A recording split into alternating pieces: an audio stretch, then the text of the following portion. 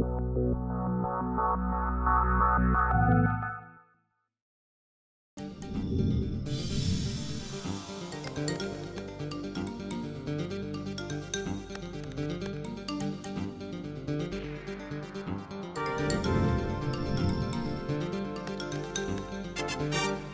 façon générale, le but visé est de faire un partage d'idées et d'expériences avec les 75 participants que nous avons dans cette salle ici, au siège de la Banque africaine de développement, pour parler de tous les défis qui se posent à la conception, la production, l'approvisionnement, la distribution et l'utilisation des livres, principalement ceux dans les langues africaines, les langues maternelles, qui sont en fait les langues qui sont comprises et qui sont parlées par les enfants, surtout ceux de bas âge.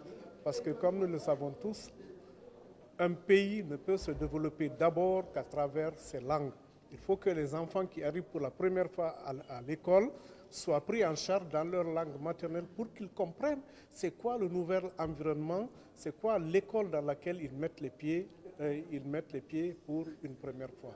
Donc le meilleur moyen de capter leur attention et de les amener à découvrir les livres, découvrir la lecture, avoir des goûts pour le livre, c'est de les prendre sur leur langue maternelle. C'est pour ça que nous, aussi bien en tant qu'éditeurs, en tant que spécialistes de programmes de lecture qu'en tant qu'enseignants, donc nous soutenons toutes les initiatives qui visent à la promotion du livre dans les langues nationales. Le Japon s'est développé en langue japonaise, la France s'est développée en français, l'Angleterre, les États-Unis en anglais, etc. Pourquoi les pays africains ne vont pas se développer d'abord à partir de leur langue? Pourquoi les systèmes éducatifs africains ne vont pas d'abord développer les compétences fondamentales de base en termes d'apprentissage de la lecture, du calcul et toutes les autres compétences instrumentales en partant du vécu de l'enfant, en partant de la langue que l'enfant comprend et parle déjà dans sa société? C'est important et vous le savez tous. Toutes les études qui ont été menées jusqu'à aujourd'hui, que ce soit par l'UNESCO, USAID, toutes les organisations internationales qui soutiennent le secteur de l'éducation de base, ont prouvé à suffisance qu'un enfant qui apprend dans sa langue réussit beaucoup mieux et a des aptitudes de se maintenir à l'école qu'un enfant qui apprend dans une langue qui lui est étrangère.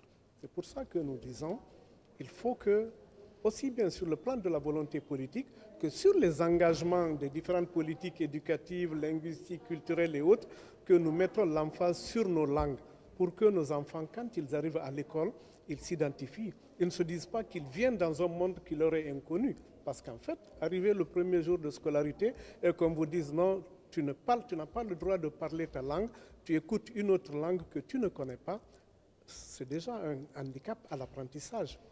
Donc, nous estimons qu'il n'y a pas plus que les résultats de recherche qui ont été menés il y a 40-50 années et qu'on continue de mener, qui prouvent que, en plus, un enfant qui est scolarisé en Dioula, en Akan, en Manding ou en Fulfulde à sa première année de scolarité, a plus de possibilités d'apprendre une deuxième langue que le français, l'anglais, etc. Ça, c'est indéniable, ça a été prouvé.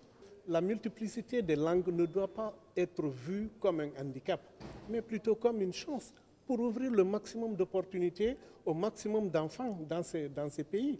Sinon, on va continuer à les exclure.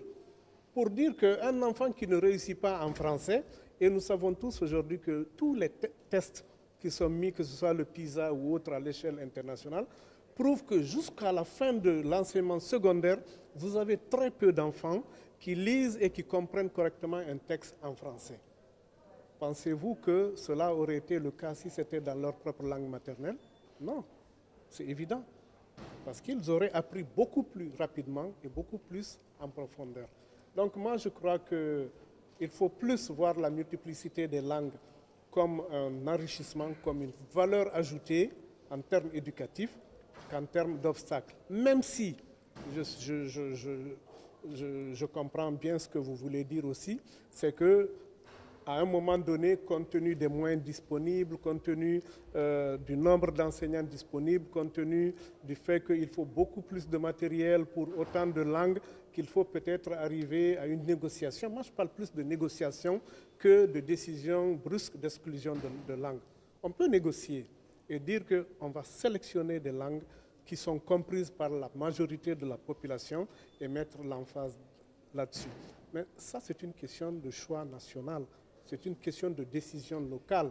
On ne peut pas généraliser. Ce n'est pas parce qu'au Kenya ou en Tanzanie, on peut dire tout le monde comprend Kiswahili, on va tout faire en Kiswahili. Mais les autres vont se dire, et nous autres? Tout le monde a raison.